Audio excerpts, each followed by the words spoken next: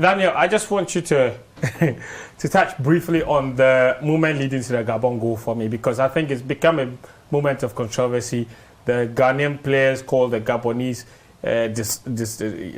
what's the word? They said what?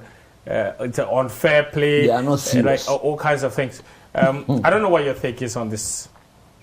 Look, the fact is, it's not a rule that you have to kick the ball out when your opponent is down. It's not a rule. We understand that. But we preach gamesmanship, we preach sportsmanship.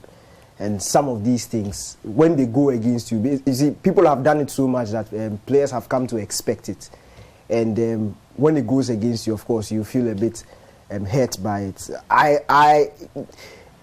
I would have wished that Gabon would have taken the ball out, but you also can understand them. They were chasing a goal. They didn't really have time to be kicking the ball. That's not the time where you start feeling sorry for somebody, and they took the advantage and they scored. So it is what it is.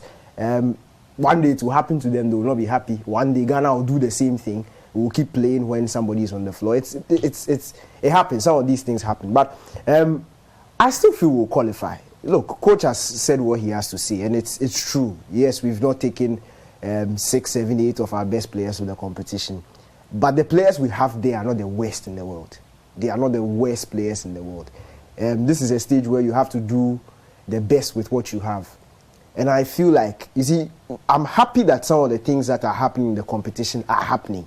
Because every time we talk, and Friday you and I were having this argument on the AFCON Daily Show, we talk like you just walk onto the pitch and 3 points is a given.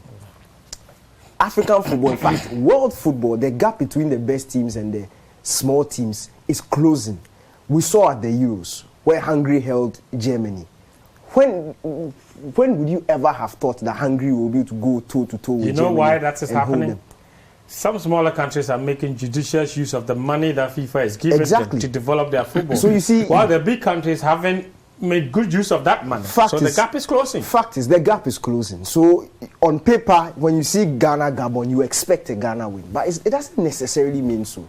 Fine, we've drawn the game where we should have won. And my problem is we are beginning to repeat this trend or carve out this trend where we concede goals after the 70th minute. It shows that concentration levels are low.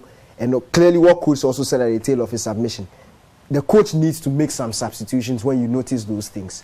But he's not doing it. I think, and I want to give him the benefit of the doubt. Hopefully, there's time for him to improve that aspect of his game. So yes, I'm hoping that he's picked it up by now and he'll change it. But the fact, if we've drawn, but there's still a golden opportunity for us to qualify. You have to beat Comoros in order to qualify.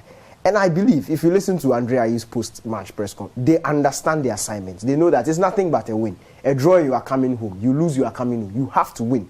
And by Tuesday, it could even be win by a certain number of goals based on what is going to happen in the next couple of days in the rest of the groups that are going to play. So I'm confident that Ghana will qualify. I'm confident that they will make the round of 16.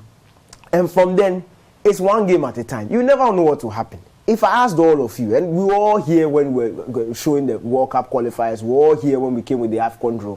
Everybody said Algeria are the best team, Algeria are this, and they have quality. It's not everybody saying, they have shown. Yes. 35 matches their second is over. Their second team will beat this. It took Equatorial Guinea.